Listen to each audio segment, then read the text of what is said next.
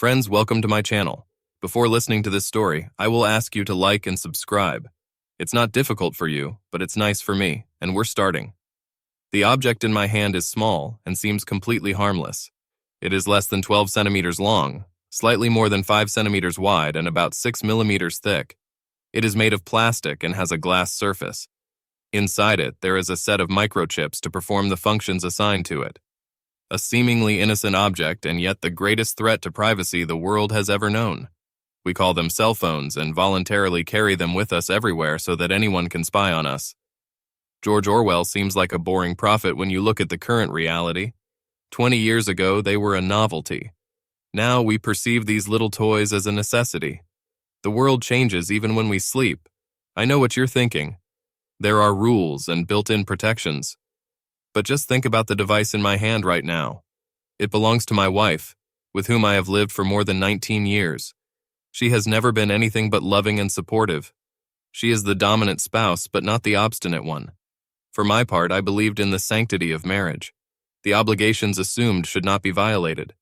I was sure that we would grow old together and that she would hold my hand on her deathbed. I made this deal many years ago. I traded my youth and freedom for the pleasure of her body next to me in bed. I traded my life for her love and devotion. This commitment is with me, stronger than any steel bars. I'm not some romantic idiot, I'm far from that. Marriage is something I take seriously. It wasn't love on my side, but a rational decision. Doris, my wife, is a romantic. Perhaps this is the problem of ancient incompatibility, which is finally making itself felt. Here I am with my wife's iPhone, at 2 a.m. in the small office downstairs that we usually share. I borrowed the phone from the table by her bed, in our marital half. This is the only time he was available. She never leaves him. She, like most modern women, does not go anywhere without a phone. She spends more time on it than on any other activity. He is within her reach, 24 hours a day. It is in her purse when not in her hands. He lies next to the bed when she sleeps. I had to wait until I was sure she was asleep to take it. Why take her phone? You may ask. I ask myself, am I crazy? How can I suspect my loving wife? What's the matter with me? I blame my profession for everything. She stupefied me, made me suspicious. I only see the dark side, the evil that people do, not the good.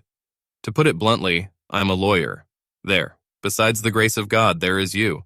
That's why I suspect her for no good reason or reason. It was a small thing.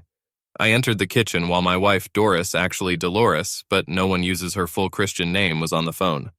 On all previous occasions, she would have continued to ignore my presence, but this time she immediately hung up the phone and seemed nervous. Later that evening, I asked her for her phone to call for pizza, which I persuaded her to eat for dinner. We no longer have a home phone. When the girls left for university, it became part of a strategy to save money in any way.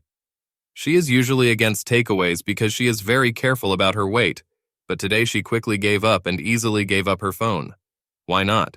She cleared the phone log and text messages.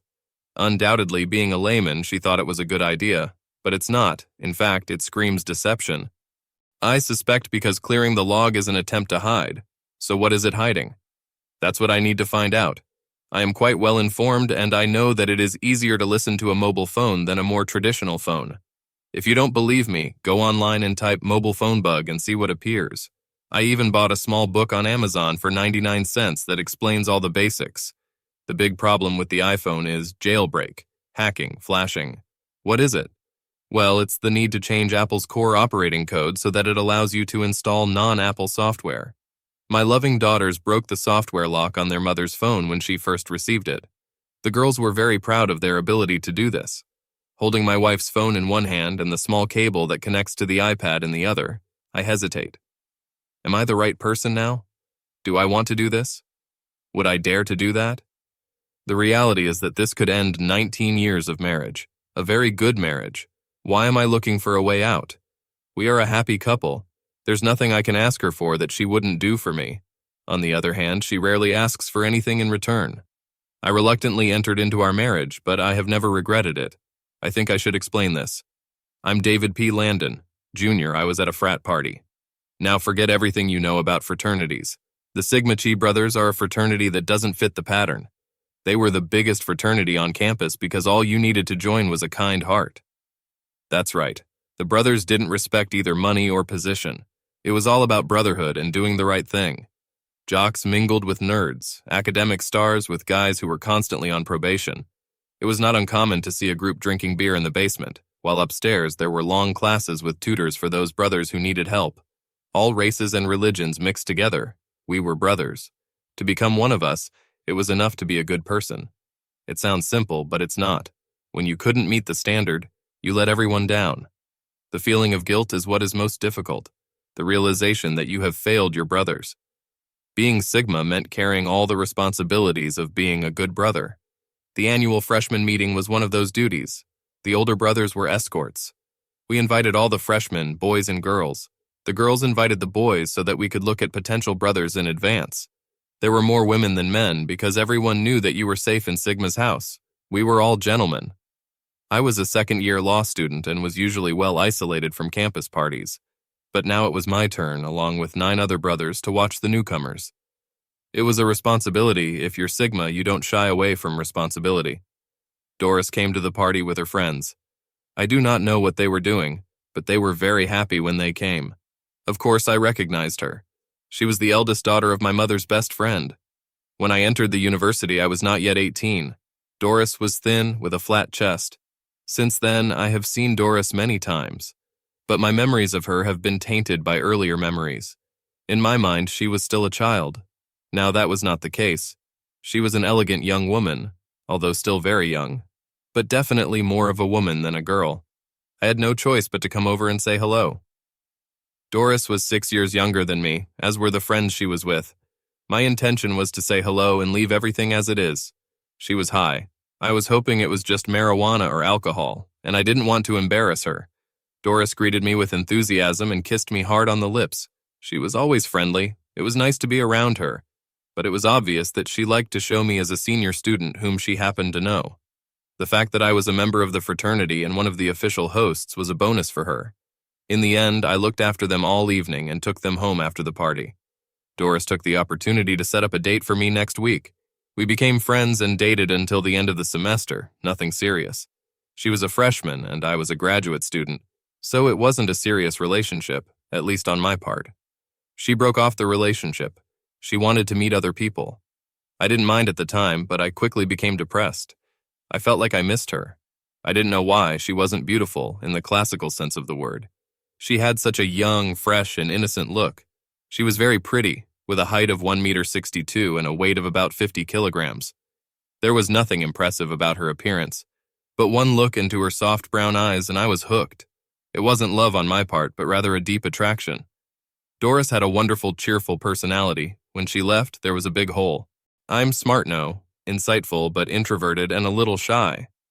And he tends to withdraw into himself. Doris is sociable and, if given a chance, will make friends with everyone in the room. She's the first person everyone invites to the party, and the last person they want to see leave. But she broke up with me to date other guys. I accepted it. It hurt me. I was left with a wounded ego. But that's what breaking up with you does. And so it was July, after the second year of law school. I needed a summer internship. Summer work in the second year is practically a necessity if you want to graduate from school with the prospect of getting a job. I was looking for a job in New York, Chicago, Washington, and all the major cities, but everyone else was looking too. Eventually, I found a job in our sleepy little university town, at an old law firm that specialized in eminent domain. I'll explain what it is later. The apartment I shared with 2 others was rented only until June. I needed to find a place to stay for the summer. Fortunately, the university opened a dormitory for summer school students, and they needed an assistant, a responsible older student who could act as a surrogate parent. The rent was free in exchange for me coming as needed. It suited me, and it meant that the meager salary of a law clerk could be used to better advantage. Doris went to summer school and lived in a dorm that I supervised. I did my best to avoid her until one day I went up the stairs and she was a whole flight ahead of me. When I reached my floor, Doris was coming down from the other side. Strangely enough, I thought, she had come to block my way up. "I want to talk," she said. "About what?" I asked, trying to get past her. "About us and what a stupid thing I've done." As it turned out, she regretted the breakup and was completely remorseful. She asked for a second chance, I wasn't sure, but I saw no reason not to start dating and keep my emotions in reserve. This time, Doris didn't joke, but pressed me.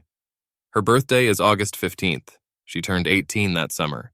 And when I asked her what she wanted for her birthday, she said, "I want you to make love to me. I'm a virgin, and I want you to be my first." I was amazed. We did everything except oral and sexual intercourse, but I wasn't ready to go any further and told her about it. She didn't take no for an answer, and as has become the rule over the years of our life together, what Doris wants is what she gets.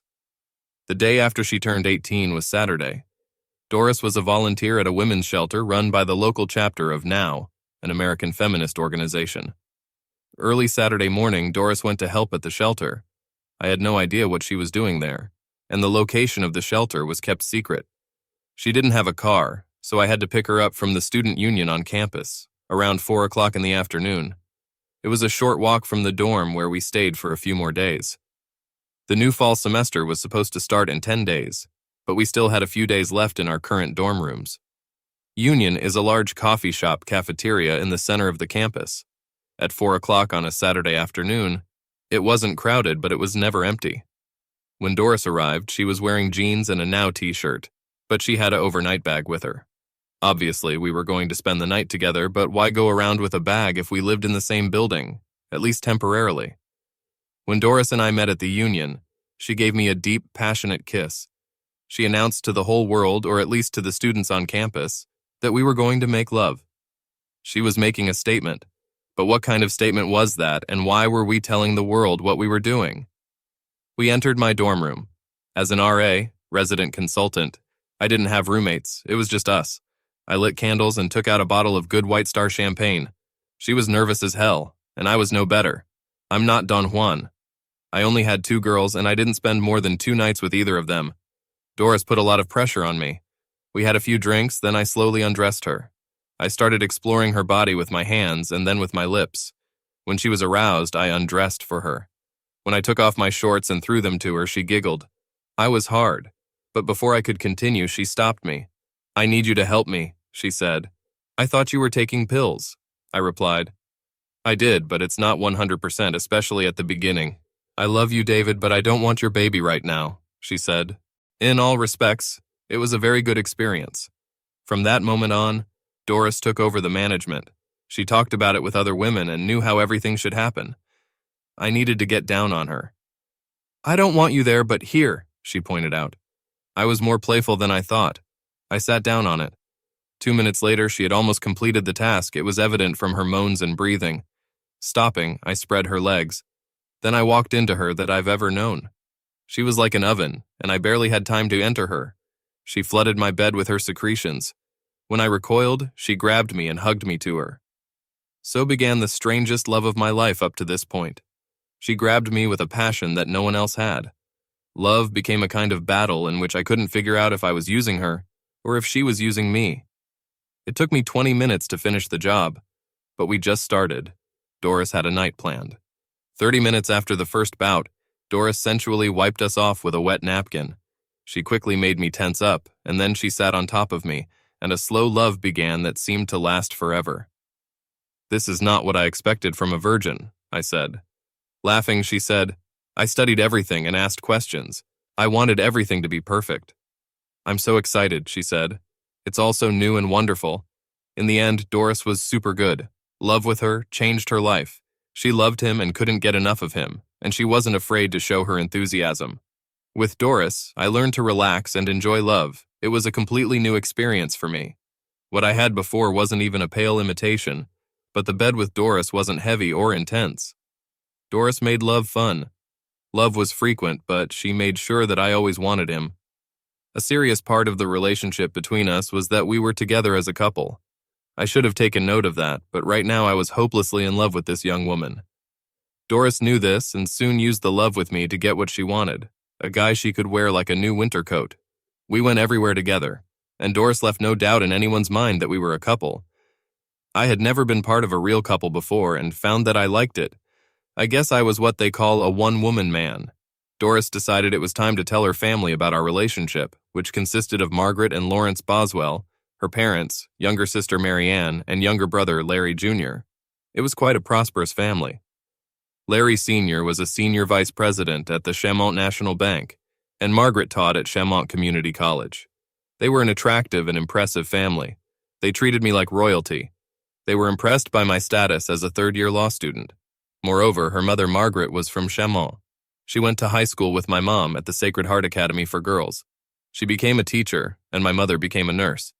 Margaret Boswell was an extremely attractive woman. She is taller than my Doris and not so voluptuously built, but she has a patrician grace. She had that statuesque beauty that ages well. Her husband was a tall, silver-haired businessman who looked great in a suit, but he showed slight signs of middle age. He looked older than his 45 years, unlike his wife, who, at 40, looked 35. Mary Ann's youngest daughter, at the age of 16, had just begun to round up, but it seems that she was similar in height and appearance to her mother. Little Larry was only 11, but he was tall and showed promise that over time he would have a strong physique. He and I have become great friends, and now he is my best friend. My ancestors fell in love with Doris long before we started dating, so she quickly became a de facto member of my family.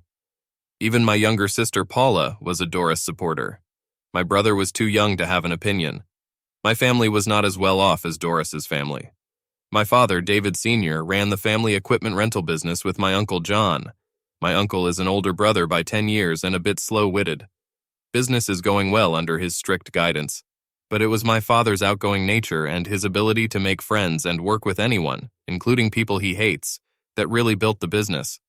My mom needed to work because the business makes modest money, and my uncle is very conservative about profits. I am very close to my mother Agnes, a tall, pretty woman who, at 41, was 8 years younger than my father.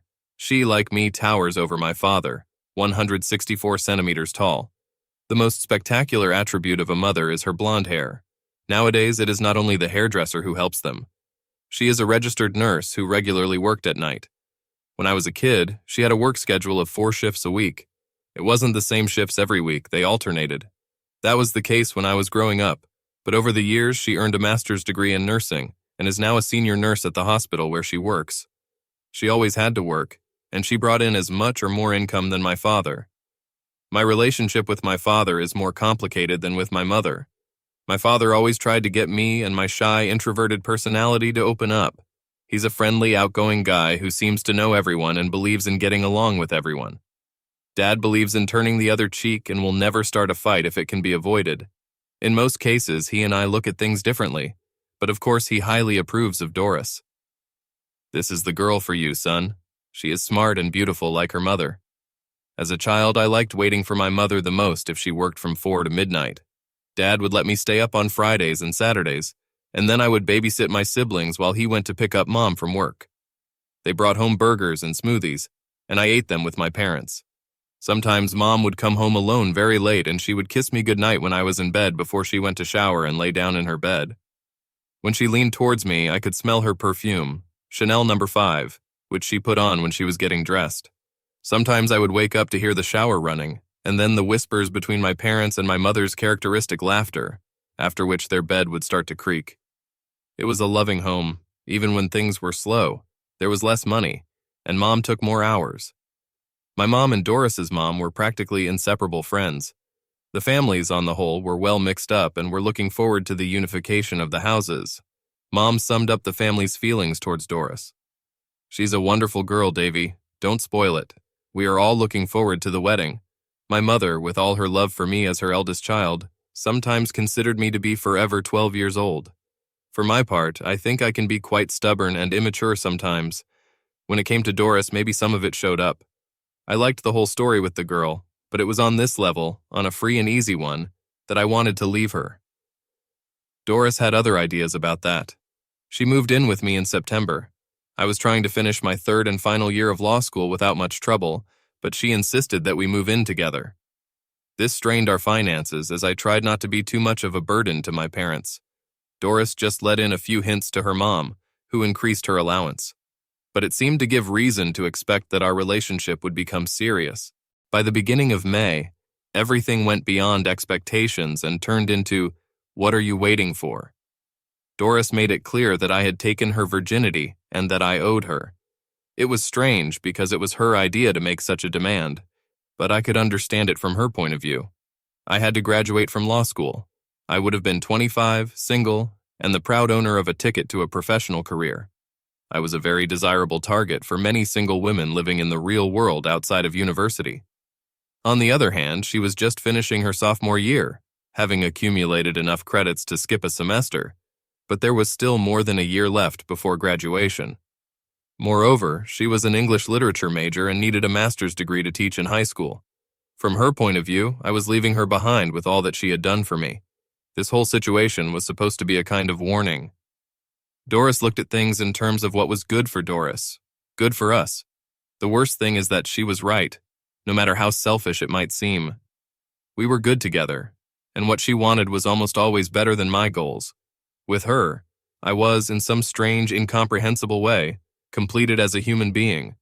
So if she wanted a ring on her finger before I went out into the wide world, why did I hesitate? I didn't love Doris, so I said it. I was sure that I loved her and I was comfortable in our relationship. She brightened up my days and left me in an eternal oscillation between lust for her body and complete satisfaction. Having Doris in my bed meant having no place for any other woman. I know that men will tell you that they cannot see a beautiful girl without wondering what she is like in bed. With Doris, I couldn't even fantasize about another woman.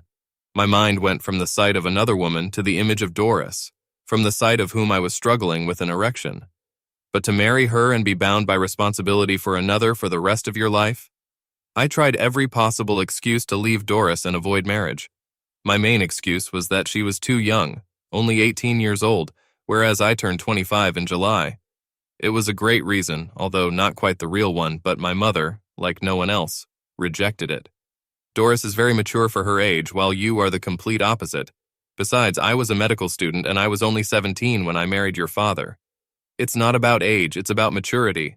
She has it, and your hesitation, after living together as a virtual husband and wife, shows that you still don't have it. Mom wanted me to become a man, but I hesitated and prophesied in retrospect. I do not know. She is 18. What will happen when she wakes up one day and decides that she missed her youth by marrying too young? I said. It looks like we're talking about what you missed. You'll get a professional degree and drive off into the sunset, leaving the poor girl, Mom said, seeing right through me. After all, Doris had too much influence over me and too many allies for me to hold on, so I swallowed my doubts and tied the knot a week after the bar exam. There was no bachelor party, although I heard there was a wild bachelorette party. I didn't have enough friends for the party or the time I needed. I studied 20 hours a day to pass the New York bar exam, the most difficult in the country. Only 41% of Harvard graduates take the exam, and with the exception of Brooklyn and Albany, which are no more than 3-year law courses, the average pass rate is 40%. By the time I found out that I had passed the exam, Doris was 3 months pregnant. Theoretically, the pregnancy was an accident, but if you believe that, then you are clearly not too smart. Doris was strengthening her position. We knew they were twins 3 days before the exam results became known. I've been sweating over these results. By that time, I already had a position as a lawyer at the firm where I worked that summer when Doris and I were dating, but I would only get it if I passed the exam. This meant a significant salary increase, but money was still tight. I had to work 60 hours a week and work my ass off so that we would have diapers when the kids came. Doris never let our precarious financial situation or pregnancy affect her. She passed her last junior year exam just an hour before her waters broke. 5 hours later, without a single groan, she gave birth to 2 girls weighing 2.8 kilograms. They were beautiful, perfect, and absolutely identical. For me, it was love at first sight. 18 years later, I still loved these girls, but not the way I used to. At first, Doris and I had a hard time. Money was scarce, and we lived in a small apartment. She never complained or made me feel guilty that I couldn't provide for her better. Being a father was very hard. On the one hand, it was scary, but on the other, your chest hurts from the love you feel. I will never forget the joy of reading to girls before going to bed. Make Way for Ducklings, The Cat in the Hat, Charlotte's Web, then Little House in the Big Forest, Anna from the Green Gable, and, finally, Notes of Washington Irving, and Tales of the Alhambra. My 2 loves who seemed to adore me and believed that I could do anything, solve any problem, fix every broken doll, and make the sun shine on every rainy day. It was very hard for me to live, but it brought a huge reward, in the form of hugs and kisses. Not everything was so rosy and flowery. There were also dark days. Doris and I have been through all the crises together. I fell apart when the children got pneumonia and were hospitalized. Only Doris stayed strong and told me that God would not take our girls away from us. David, look at me. They're going to get better. Believe in this and that no matter what happens, I will always love and support you. In those early years, Doris was the rock on which our marriage was built. She was the pillar that supported me. I couldn't have done it without her. She was eternally grateful to me, and I wanted to provide for her and our girls. I needed to succeed for them more than for myself. I am a rather lazy and unambitious person. Marrying Doris, her love, and our children changed all that. I was determined to succeed for my family, and to achieve this goal, I made some compromises. Those early years were hard. My job required constant effort, but the rewards were meager. I had to compromise my principles and use my wits to rise above a pack of legal wolves that were chasing the same prey. At home, Doris and little Patricia and Elizabeth, Pat and Beth, made every sacrifice worthwhile. Doris graduated from school in the evenings, leaving me at home to do office work and look after the children. I couldn't be happier. Eventually, when they started kindergarten, she got her doctorate. Doris Boswell, Ph.D., started teaching at a community college, but after 3 years, she became a full professor of Shakespeare studies at the university. Her income was God-sent, but by that time, it was too late for me. I had already become a partner in less than noble ways. My income was as high as my morale was low. I had a family to take care of, and I was a lawyer, which meant I could rationally explain the sale of my soul. I promised to discuss the topic of eminent domain, and now is the time. Most Americans firmly believe in the sanctity of private property. They view home ownership as a goal and a right. The idea that the government could come and arbitrarily take away their house is incredible, and it is in this case that alienated property comes into play. When the government needs property for public purposes, such as building a highway, bridge, school, or hospital, it goes through a process commonly referred to as confiscation. It is simply the seizure by the government of the property it needs for public purposes and the payment to the owner of the value of the seized property. Simply put, theoretically, it is unfortunate but necessary. We lawyers call this process eminent domain, from Latin, supreme lordship, a fancy way of saying that the state has the right to take your land. Theoretically, they should pay you the cost of what it's worth. But if you're stupid enough to rely on the government to treat you fairly, then you deserve to have it taken away. That's where the lawyers come to the rescue. Eminent domain is a complex system with a set of predefined steps. A good experienced lawyer is able to play out these steps in such a way as to get the most money. No one has ever regretted hiring a good lawyer to represent their interests in the process of alienation of property. The trouble is that most people don't get representation or get an inexperienced lawyer. So the key to success as a lawyer on alienated property is to convey your name and your offer, namely, much more money, to potential clients. I owe my success to my lucky last name, because when I enrolled in law school, Landon was right in front of Landrew. For 3 years, alphabetically, I sat next to James, call me Jimmy Landrew, a young Republican, a member of the Republican State Committee, and after graduation, a legal intern in the New York State Senate. Eventually, he became an assistant attorney and then an attorney for the Legislative Committee on Corporations and Associations. It was a big breakthrough for me. Jimmy and I were close, so who would he come to if he was in trouble but his friend? Now you're completely confused because what does Jimmy have to do with my success? Well, it was the same Committee on Corporations, which is important because it deals with all issues related to the eminent domain. Why might this be useful? The answer is simple, because no matter how the process of inheritance begins, now it is a great way for the powerful to rob the weak. The seizure of property for actual public use currently accounts for only a small part of the seizure of property by the state. In most cases, the state acts on behalf of some private interest.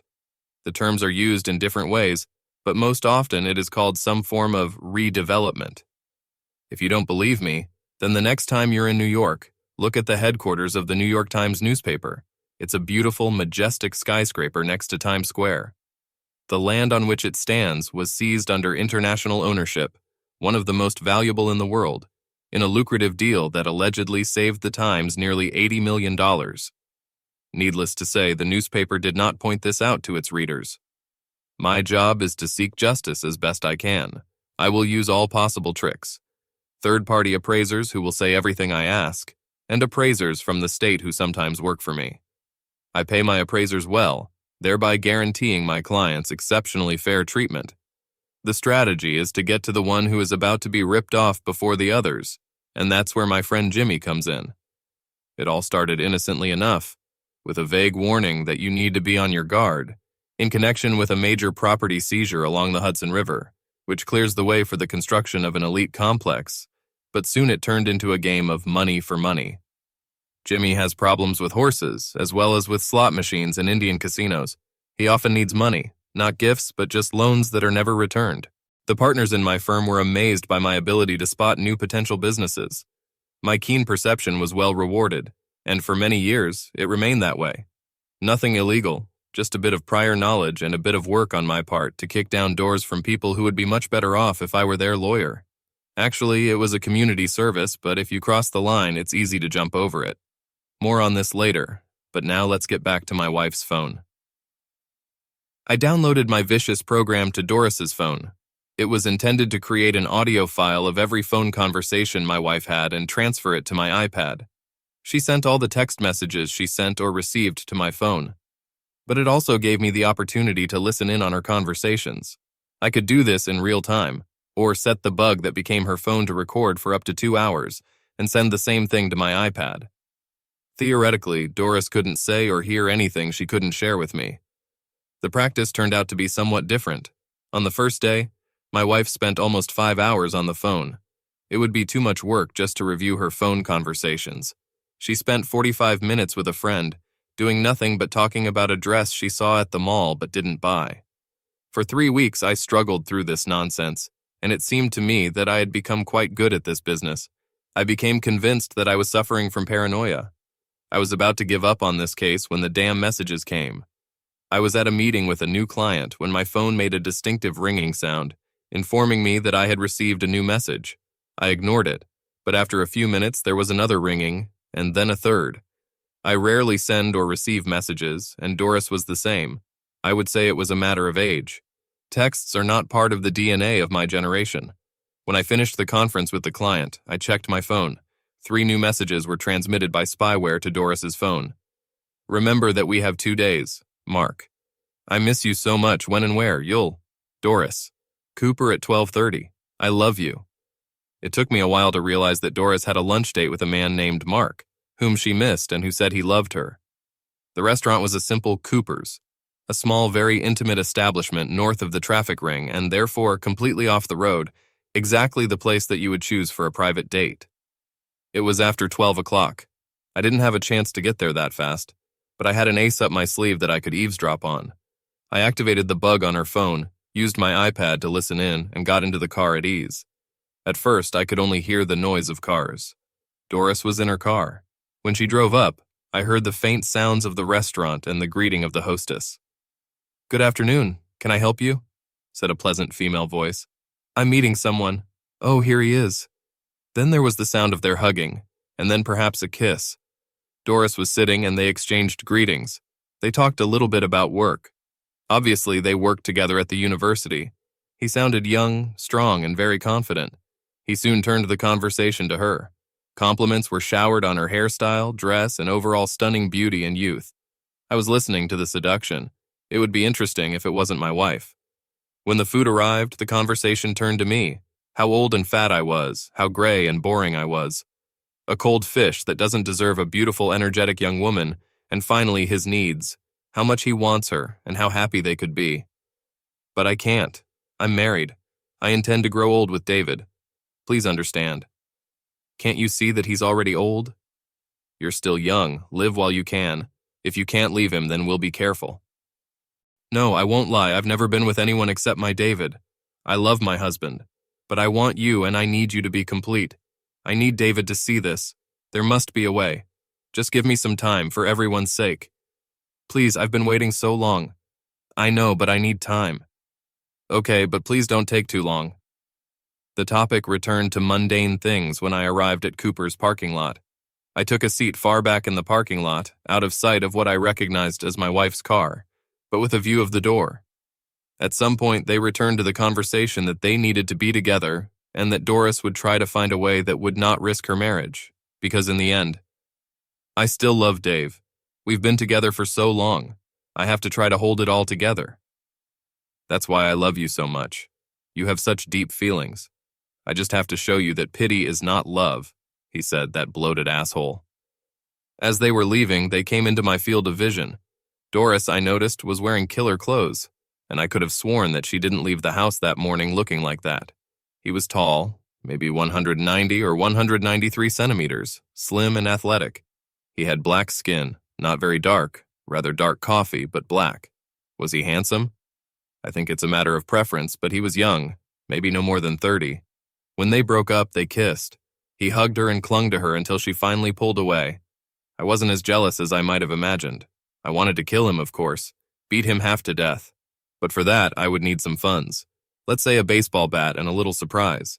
It's not fair, but then there's nothing honest about seducing someone else's wife. I was not deceived. He just wanted to get into her pants, nothing more. All this love nonsense was just that.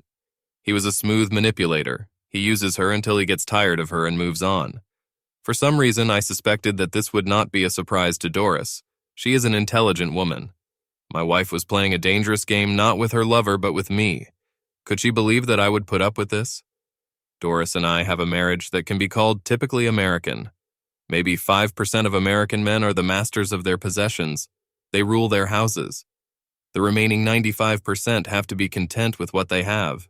In my case, I've sorted out a lot. I've never won an argument with Doris. Even when it seemed to me that I had won the round and she looked contrite and apologetic, the reality was that in the end she got her way. She knew it from the beginning, of course, but I had to learn it. In the bedroom, like most men, I got what my wife wanted to give me. Love was on her terms.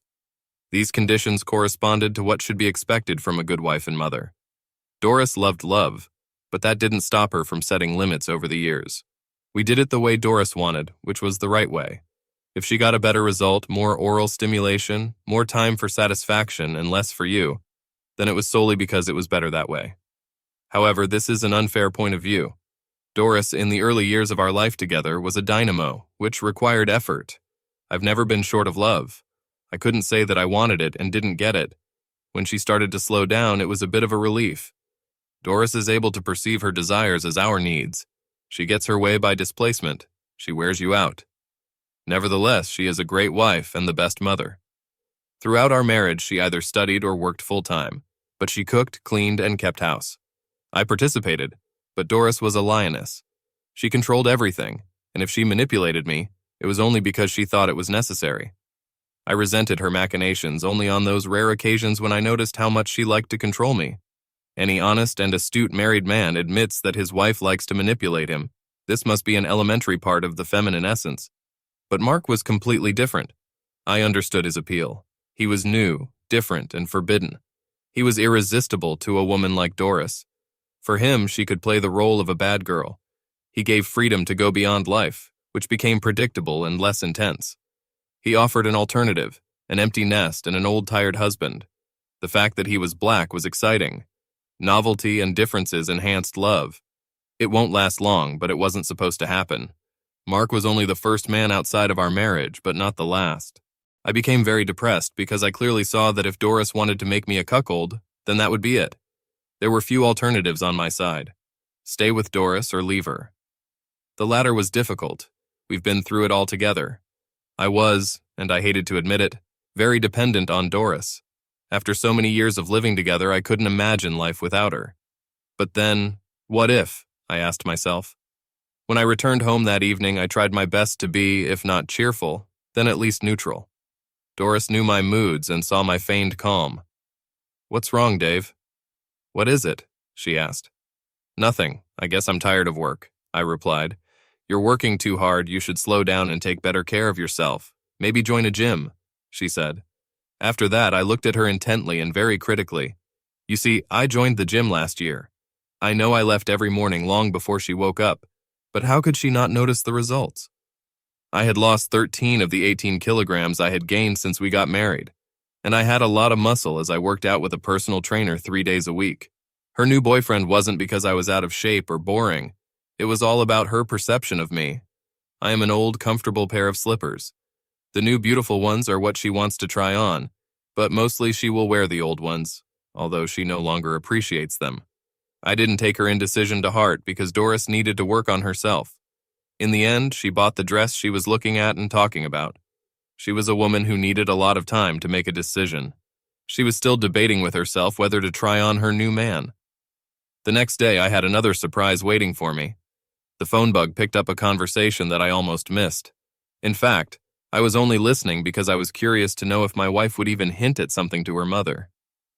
"Hi, Mom. I wanted to check with you about Thanksgiving. Will you bring the sweet potatoes baked in bourbon and the broccoli salad?" "Of course, dear, but tell me, how was lunch with Mark?" "Oh, Mom, he's just great, but he wants to go further and I can't." "And why not? I have no idea why you didn't fix your husband years ago. Now you've lost the advantage. The children have grown up. You can't use them as leverage." "Mom, I would never do that. I may be a bad wife, but I can't be a bad mother." "Nonsense, you're a great wife. Has David ever complained?" "I will answer that no. You keep a perfect home, cook beautifully, raise 2 wonderful young women, and keep your man satisfied in the bedroom. I won't even mention the fact that you contribute more financially to the household than your husband." "Yes, but now I'm thinking about infidelity." "No, it's not like that. This is treason only if the man does not give consent. David needs to be made to understand that women are physically different from men. Our libido increases with age and theirs decreases. We need and crave variety in the bedroom, while they only want love. We can satisfy a lot of men, while our men are limited by their stamina. Having another man won't affect Dave in any way. He's a wonderful man, and he can prove it by giving you some space. Make sure he knows he's going to come first and he's going to be treated very well." "I don't know. David is a little boy in some ways. Do you really think he's going to share? And if he doesn't share, what will he do then? I don't want to risk losing him." "Look, your father is not a broad-minded man, but I've been dating other men for almost 3 decades. He didn't leave me and he's not complaining. It took him a while to adjust, but when he did, we were more than fine. You should know that." "Yes, but David is not a dad. I don't see him accepting that I'm going to have an extra lover." "Okay, let me talk to Agnes. After all, she has dealt with his father, and she knows her son like no one else. Remember, she forced him to marry you in the beginning. Let's see what she thinks," my mother-in-law said, and then ended the conversation with a few more incoherent words, which knocked me out of my rut. What did she mean by my mother and father? I had a terrible feeling that I knew. In fact, I always suspected, but I didn't allow myself to believe it. Eavesdropping on Doris's phone was a mistake. The audition made me feel inferior. It was figuring out what people thought of you, and it wasn't very much. I waited the next few days for developments, but they didn't happen. And then my daughter Beth called her. "Hi, Mom. Pat and I will be home late Tuesday night on vacation, but we need to be back on Saturday. We have hot dates with 2 guys from the football team on the Sunday after their game." "Oh, okay, I'll let your dad know, but I thought Pat was dating that guy Rick who does swimming." "Well, she's dating, but he has to be content with what she gives him," Beth said with a giggle. "I think times have changed if guys are willing to let their girls date others." "Oh, Mom, you're so ancient. But tell me, how are things going with Mark?" "No way. I'm married to your dad. What should I do with Mark?" "Oh, please, Mom, don't be like yesterday. Dad is a fat old man. He can't expect you to give up a little love with a stud like Mark because of some outdated traditions. You have to go for it. Dad will understand. He loves you and he really has no choice." "Who would want an old man like him?" Beth said. In the background, I heard Patty add, "Right now." Then, apparently, Patty grabbed the phone. "Mom, do you want us to talk to Dad? We can explain it to him and remind him of everything you've done for him. I know he loves you, and who wouldn't love you, and you're hot. He can't count on you to be a monogamous person. It's not fair to you." "I do not know. Your father never contradicted me, and God knows when he was younger he had the opportunity. Maybe he won't see it our way. Men have egos, and your father can be very sensitive. But Mom, we know that Dad loves you, and I don't see him denying you anything if you explain how much you want and need a relationship with Mark. Just make sure he understands that you will always put him first. That's what I told Rick, and he doesn't mind," Pat said. "Well, girls, your grandmother said she would talk to Grandma Langdon. I'm sure everything will be resolved between the 2 of them. I just hope your father can understand that Mark is not a danger to him, and what Mark and I have is just a shadow of what your dad and I have. To say that I was shocked and offended to hear my daughters talk about me is not to convey the depth of the pain I felt. Perhaps I should have taken comfort in the fact that my wife and daughter still claimed that Doris still loved that fat old man, but I didn't. I was shocked, and it took several days before I could recover enough to assess my situation. I allowed myself to imagine how I should look in the eyes of others. Yes, I did exercise and was in good physical shape, but I didn't do anything about the gray in my hair or the unfashionable clothes I was wearing. A lawyer should look conservative, but I allowed myself to look ancient. My first step was to go to one of the newly opened salons. Some of my gray hair was removed and my hair was styled.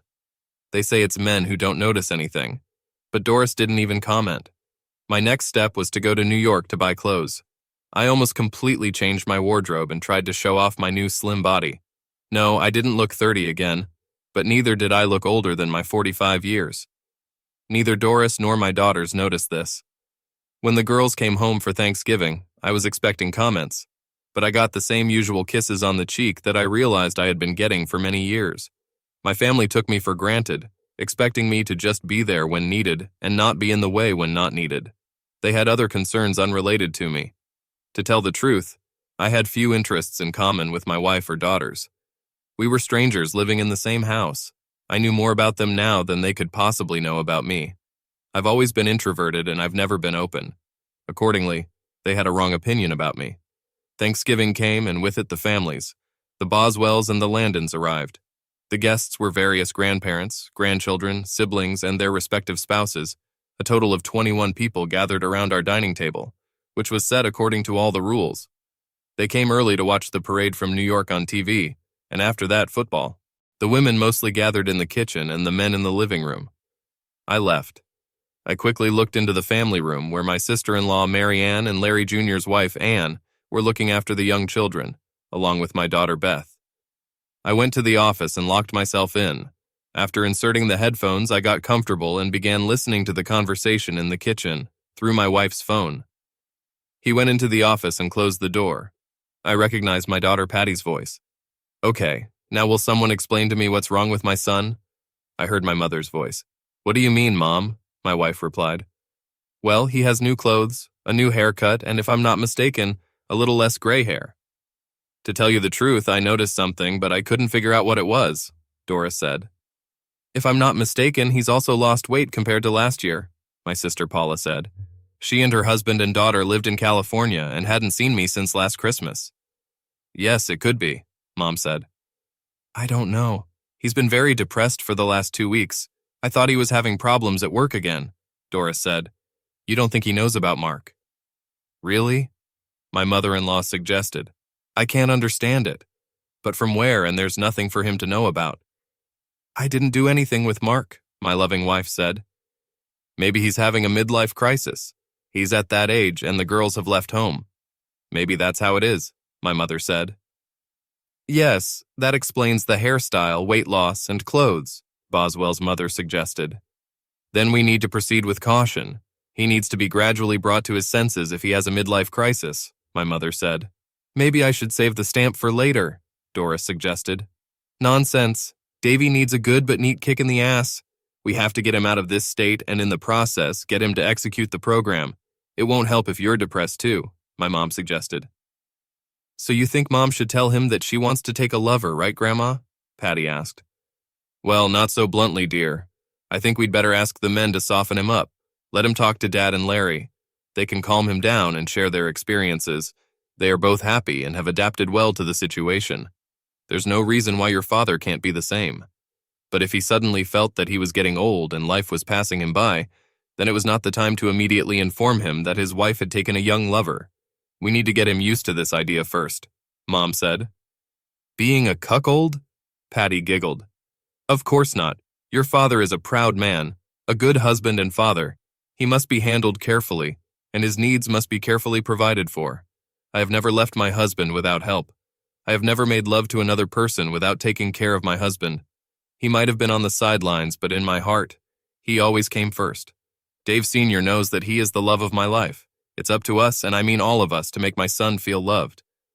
"Doris, you're first in line, but we'll cover for you, right?" Mom asked with general agreement. In that spirit, the women continued to dissect me and plan how I should be raised. How and when Larry and my dad were supposed to introduce me to the facts of family life with a hot wife. They didn't use that term. In their opinion, they satisfied Doris's natural urges and legitimate needs. Thus, the marriage would be strong and both sides would be satisfied. After all, Doris got married young and made a lot of sacrifices. Now that there were no children, she could relax by providing for her husband. My mother was the main driving force and obviously had the most experience. They talked about me as if I were a child they were trying to get to behave well and properly. I listened until I couldn't take it anymore, and then I pulled myself together and left the house. I walked until I decided it was time to go to the Thanksgiving feast. When I returned to the house, Doris was worried. No one noticed me leaving, and my return made them think. Late in the evening, when we were alone in the house except for the girls, Doris asked me what was bothering me. I don't know, except that I feel that everything has to change, and maybe I don't want to go into the unknown. Baby, know that no matter what, I will always love you, and that you have always been and will always be the most important person in the world to me, she said, snuggling up to me in bed. I didn't say anything, and what could I say to that? Her words made me feel guilty. She always made me feel guilty. On the first Saturday in December, I found myself at the Giant Stadium with my father and father-in-law. Larry bought tickets and very good seats. My old man paid for a round-trip limo and alcohol for the trip. Larry bought beer and snacks at the stadium. Both men were very well prepared. After an awkward start, when they tried to move on to the topic of how great it is to be a cuckold, they hit all the main points of my mother. The main arguments were that women of a certain age needed a young lover and the opportunity to explore their tenderness. If you love your wife, you give her the opportunity to explore herself and get great benefits from it. I remained silent, not saying a word, until that enviable stretch time warp came, which is the last 2 minutes of every professional football match. I remember again how much I enjoyed playing football in my youth, and how and why I hate watching it. Of course, I don't know everything, but I know for sure that if I ever find Doris with another man, it will be the end of the marriage, without any ifs and buts. I said it so that it would be my last words on the subject. My senior spent the last 2 minutes of the game, which lasted about 20 minutes, unsuccessfully trying to talk me out of my position. I just kept saying that any infidelity Doris would cause me to leave. Who needs a cheating wife? Because that's exactly the kind of woman she's going to be, I said, and both seniors called me immature and bigoted before heading to the men's room. They were gone for a long time, and the stadium was mostly empty before they came back to me, and we went home in a silent limo. Later in the evening, I discovered that it wasn't just a queue for the men's room. They called home. Both my mother and mother-in-law called Doris before we returned home to discuss the situation. Further steps had to be taken. Less than a week later, Larry and Dad dragged me back to the gentlemen's club, where there were only naked dancers and barmaids. Larry and Dad alternated between offering me overpriced drinks and lap dancing. I limited myself to soft drinks, and my knees were free from extraneous pleasures. The words of wisdom from my hedonistic elders were about the benefits of a mature and open marriage. I can't imagine myself trading my wife's fidelity for a lap dance, I said before I left. I hailed a taxi and went about my business. Afterwards, nothing was said about my abandoning these two old fools. As we approached Christmas, the conversations I heard were more intense. Mark was courting my wife and getting a date during the school holidays. It was perfect for lovers. They were free all day, and I was theoretically working. In fact, if anyone had looked at me closely, they would have suspected that everything was wrong. Perhaps it's time for confession. You see, I'm what some people call shady or dodgy. For many years, I carefully crossed the line until, succumbing to temptation, I left the line far behind. It started with the keyhole sections for those who are not very knowledgeable. A keyhole section is a section that has only a small part of the road. It can be difficult to build on such a site because access to the main plot of land is limited. We are creating such a situation in this part of the country because of our archaic zoning laws. Rural land can be sold in plots of 5 acres without requirements for subdivision into plots. Many farmers, in order to raise money, begin to sell off plots of 5 acres along the roads. When the main farm is put up for sale, only a small part of the road may remain. Thus, you get large areas with so-called keyhole access. Near the New York State Highway, there were 10 keyhole plots, all of which were landscaped with mobile homes or 2-bedroom prefabricated houses. They were in the wilderness. They were 20 miles away on substandard county roads from the interchange on the thruway highway. It was a very undesirable and therefore inexpensive property. A large national retailer came in, which needed a warehouse with good access to the interstate system. All they needed were 10 keyhole plots and a new entrance to the throughway highway. No problem, and my buddy Jimmy was there with the information long before it leaked out. When I was knocking on doors to promote my services, I saw this. A small for sale sign hung on a dilapidated fence post. It turned out to be 250-odd acres of low-quality pasture, the remains of an old dairy farm, located far outside the redevelopment area, but located on an old county road. This road will soon need to be replaced with a good state road that will lead directly to the throughway highway. It was land that cost $1,500 an acre at best, and would soon be 20 times more expensive. You had to be a saint to stand, and I wasn't a saint. Buying the land drained my 401k and all the savings I had. I was left without money. My business has become a money funnel for paying taxes and developing land. I invested them in the Wyoming corporation Stuyvesant Limited, which a dubious guy sold to me for $7,000. He created it 5 years ago for people like me who needed to hide what they were doing. In Wyoming, neither officers, directors, nor shareholders were required to be disclosed. Nothing connected me to Stuyvesant. All I had to do was explain to Doris that my business was in a difficult situation, and I was barely contributing to the household expenses. I couldn't tell her why my finances were shaky, so I lied. I blamed the economy and fierce competition. Any other wife would have been angry, or at least let me know what a loser I was. Doris kissed me and said, "We'll be fine, Davy, as long as we're all healthy and together, it doesn't matter." Doris worked extra classes and cut back on everything except what the girls needed. She did without everything. I don't think she's bought herself a single new piece of clothing in the year and a half that I've been struggling. I promised that I would compensate her for everything when the time came. But for some reason, this never happened. 2 years after the purchase, I sold the last acre. The average price I received was $22,000 per acre. After that, I was already buying in front of the state, a little further from the place where they bought. I have some questions. Insiders who were used to doing what I was doing were suspicious. An investigation was needed, but the big shots didn't want to kill the goose laying the golden eggs. I was small and didn't bother them. I didn't touch the money. I told myself that it was for our old age mine and Doris's. By then, people will have forgotten everything, and I will be able to come up with some plausible explanation for my family about how my dirty money was honestly earned. The last thing I wanted was for Doris and our families to know what kind of person I really am. At all costs, I had to protect my secret. I never thought that I would let my family into dirty secrets. We spent Christmas Eve with relatives, as is already the custom, but Christmas Day was a big holiday in my family's house. We arrived early, as Mom and Doris had agreed among themselves. As usual, Doris cooked a huge roast turkey with stuffing. Boswell's mom was cooking a lamb roast, and my mom was putting a ham in the oven. It was about 1 o'clock in the afternoon when I was lifting a stuffed turkey in a heavy iron frying pan out of the trunk of Doris's new Mercedes. The car, for which a large advance payment was made, was a birthday present from her parents. "David, when you're done with the turkey, I'd like to talk to you in the office," my mom said. It wasn't a request, but there was no hostility in her tone. To say the least, it sounded sympathetic. The study was a small room at the front of the house, slightly isolated. When I entered, my mother was sitting on a sofa or armchair. There were several more chairs in the room, but she indicated that I should sit next to her. I sat down next to her, and when she turned to me, our knees almost touched. She took both my hands in hers, and I felt the cool comfort of those hands, so familiar to me in my youth. "David, what's going on? You don't look like yourself. If you have a problem, I and all the other members of this family are ready to help you." She said this while leaning towards me, looking straight into my eyes, waiting for an answer, perhaps a request for help or guidance.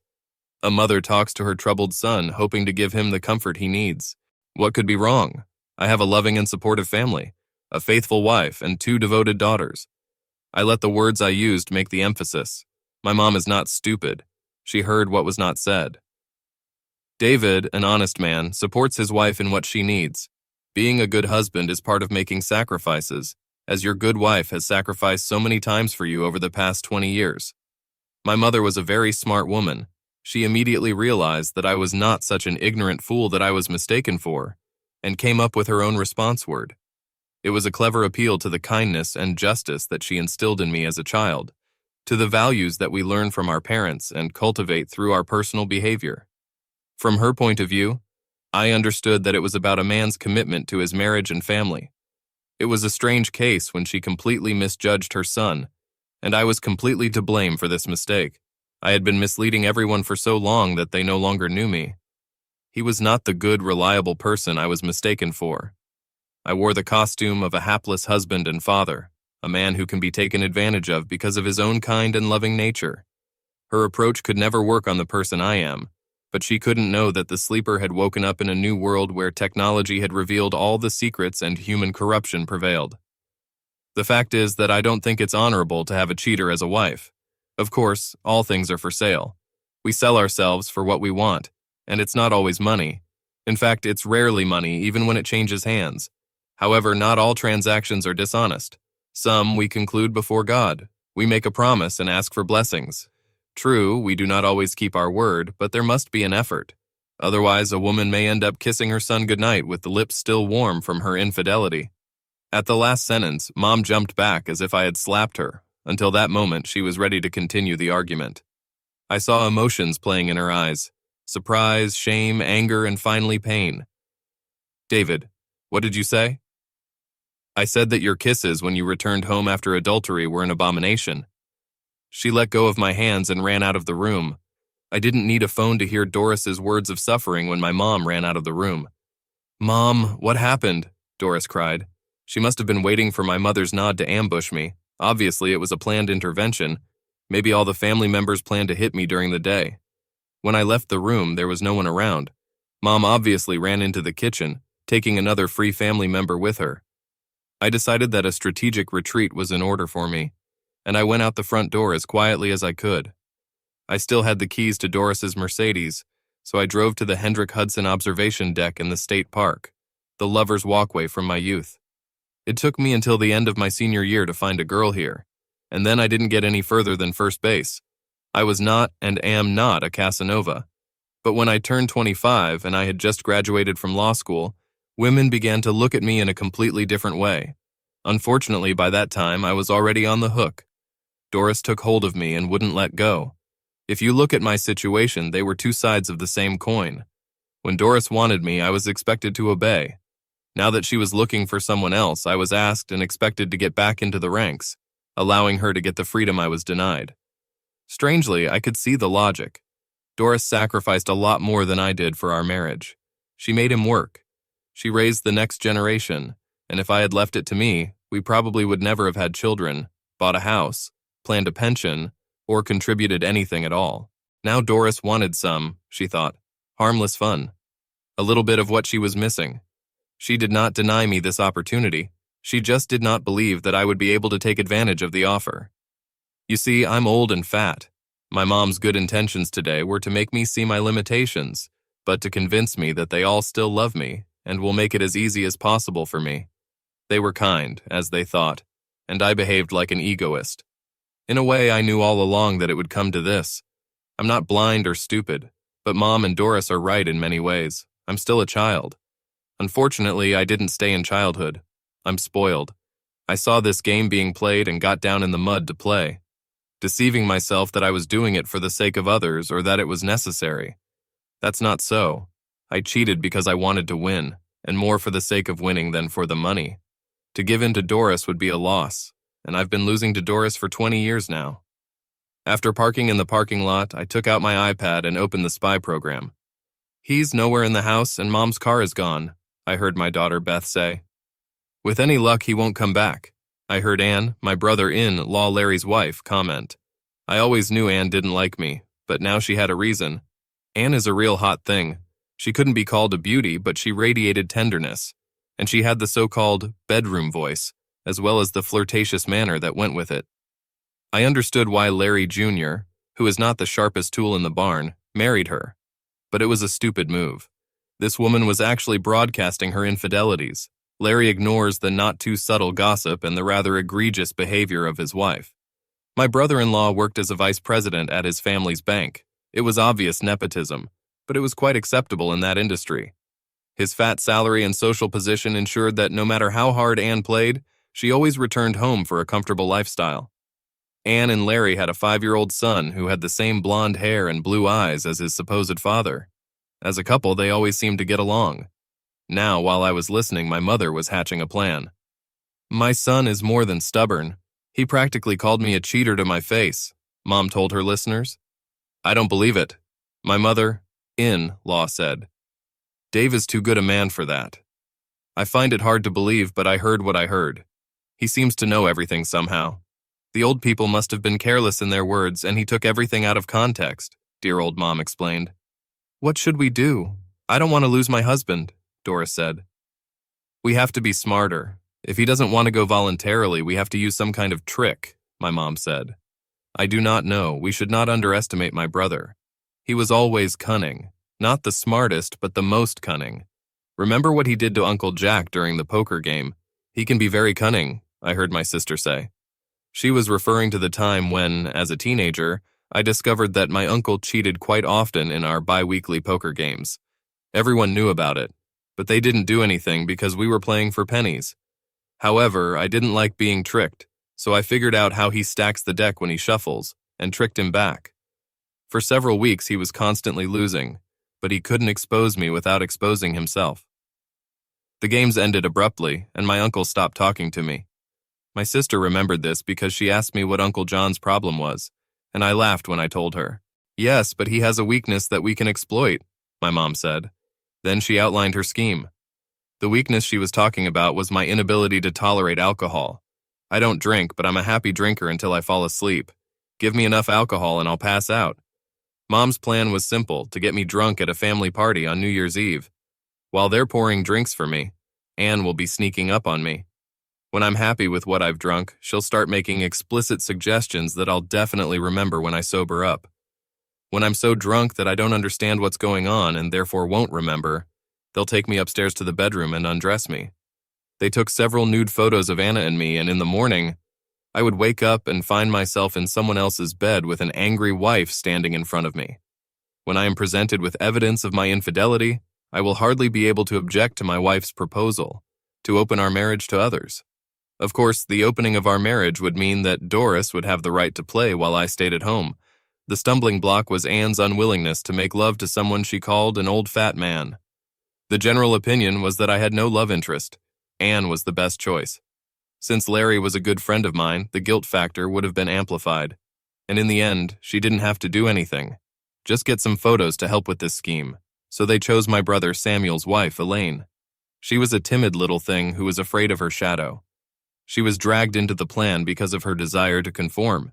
She was also the perfect witness, being the newest member of the family, married to my brother for only 2 years and currently pregnant. From the front seat of my wife's expensive car, I looked out at the northern Catskills, where Washington Irving put Rip Van Winkle. It's a strange view in the winter fog making its way through the dark mountains. To the east, the Hudson River is silvered. It's a good place for an Irving folktale, but not a place to listen to your marriage die. But then Doris spoke up. We have to give Dave another chance, more time, she said. What about Mark? Will he be waiting? Her mother asked. Mark is very worried. We're both off work this week, and this is the perfect time to, as he put it, rent a room. However, I need my David. He is my first and true love. I'm going to talk to him. He's never denied me anything, and I can't imagine him completely denying me that. He and I have to come to an understanding, she said. Listen, my plan will work. He's harsh, but your husband deserved it with his attitude. I suggest you talk a little more, but be careful. Don't keep your lover waiting because of my stupid son, my mother said. I'll give Dave one more try to get him to step up, Doris said, ending the conversation. I had no choice but to go back and have Christmas dinner with my family. I got a very cool reception from everyone except Anne, who obviously resigned herself to having to flirt with the old fat man. Doris grabbed me and pulled me out the door to her Mercedes. What about Christmas dinner? I asked. We're not going back there. We need to talk, she said. Is there anything to talk about? I asked. Yes, but not in the car. She smiled slyly. She went to the Hilton. She called ahead and booked a room, and when we got there, a bottle of White Star champagne was already waiting for us. You remembered, I said. How could I forget it was, after all, my first time? Is this the last time? No, if it can be avoided, please, Dave, talk to me. What is there to talk about? About that, she said, moving closer to me, wrapped her arms around my neck, and pulled me into a lingering kiss. From there, it was a short step to the huge royal bed. She came down on me, which was not a common occurrence these days. Over the years of living together, she has learned to use her tongue and mouth to do pleasant things. When I tried to reciprocate, she hugged me back to her. "This is your time," she said. "But, no buts, I'm pleasuring my husband, the man I love more than anyone in the world," she said. She knew my body. She could literally keep me on edge for as long as she wanted. She drove me almost to the end and then held me back. I knew she was enjoying her power, but I got little satisfaction from the slow pace.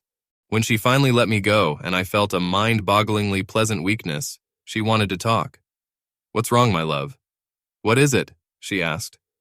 "What could be wrong?" "Oh, please stop. It's not us. I love you and I will always love you.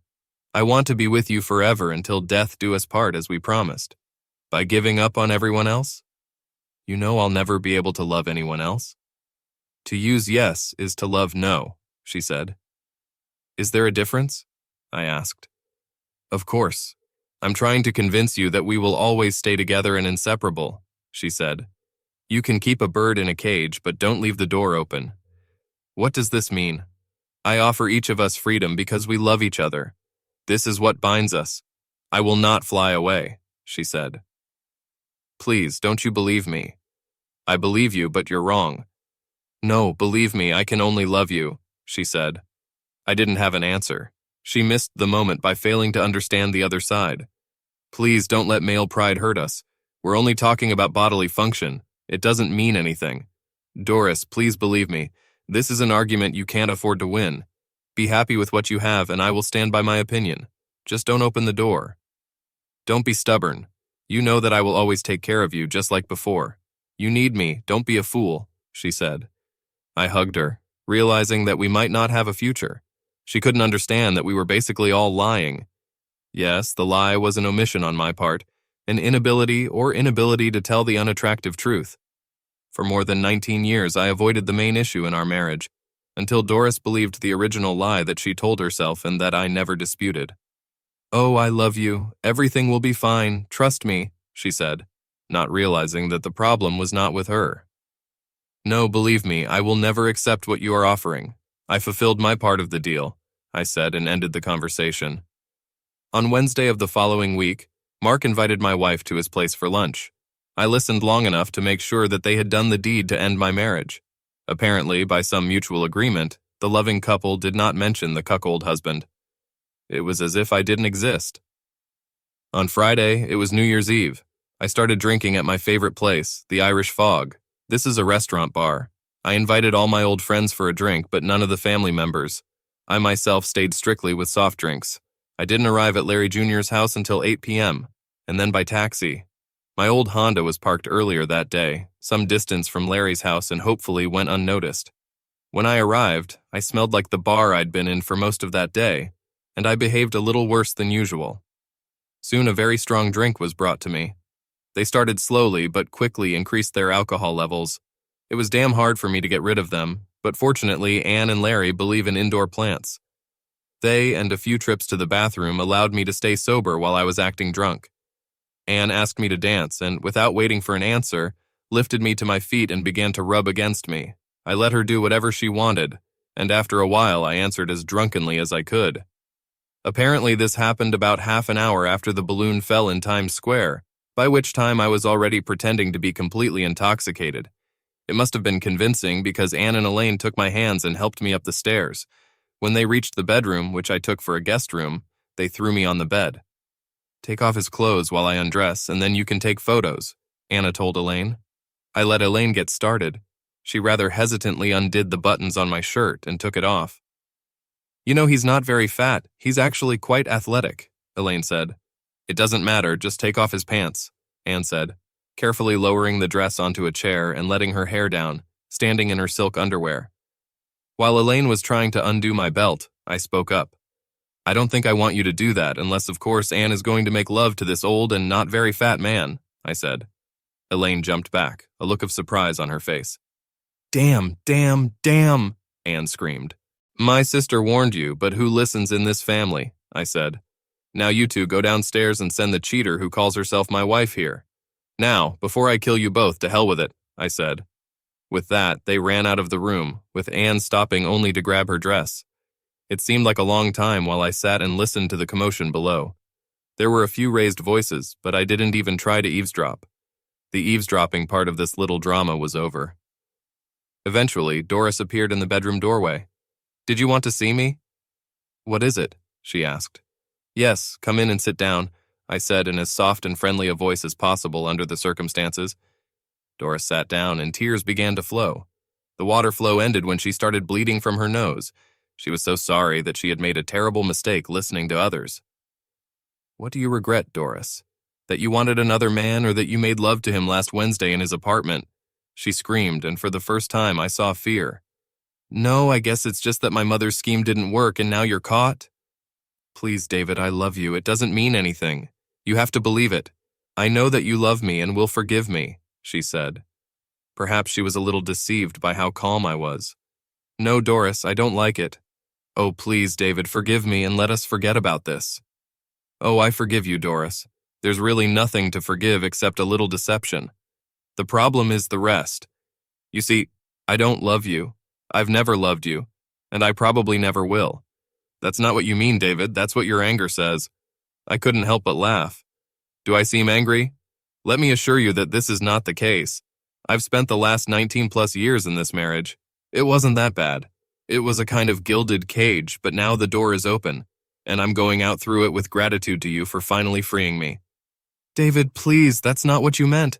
I won't let you divorce me for such a small thing after all the years of love and devotion I've given you." "Do what you want, I'm leaving. I did it. You kept me on a leash because of guilt, and now I don't have it. You wanted an open marriage, and I'm giving you the most open marriage there can be. Namely, a marriage without the burden of a husband." With these words, I got up and began to leave. "What will you tell our daughters?" "What is it?" she asked, starting to get angry. "Goodbye is all I'm going to say to these cheaters. I wish I could believe they weren't mine, but considering what they are and what my mother is like, I have no doubt. So goodbye is all I have for them and nothing more." Then I stopped and thought it wasn't true. My girls are the little ones that I will always have. They are locked in my heart. They never grew up there. They're still wondering if the ducklings will cross the road, I said. With that, I left my crying wife and went down the stairs. Of course, my mother, supported by my father, tried to stop me leaving. "Where are you going?" Mom demanded. "That's a good question that I don't have an answer to, but I guess it's to places I haven't visited in 20 years, I said. "So you're just going to run away because life didn't go according to your plan," she said. "No, I'm leaving to find a life that I've been missing." "Oh, please, David, be reasonable. Everything you have is here. Everyone who loves you is here. Everything we've ever done has been for you. Don't let stupid male pride ruin your life. You don't have a life without us. How will you live? Who will take care of you? If you leave, there may be no turning back, son. Think about what that means. Doris has been kind to you. We all know how addicted you are," my father said. "I'm sorry, but I already left. You just didn't notice. The key was in the lock. It just needed to be turned," I said. With these words, I kissed my mother gently on the cheek and left, waving broadly to the others and saying goodbye firmly. I left my wife, daughters, siblings, and parents. I was free. I was alone, but in fact, I was always alone inside, but I didn't have to be alone for long. The elderly but not fat man had the greatest aphrodisiac in the world, money in the millions, physical attractiveness. I cashed out the money and went to the most remote places I could find. I traded one old cheater for as many young ones as I could stand. I got out of prison after 20 years of imprisonment, and a new different world was waiting for me.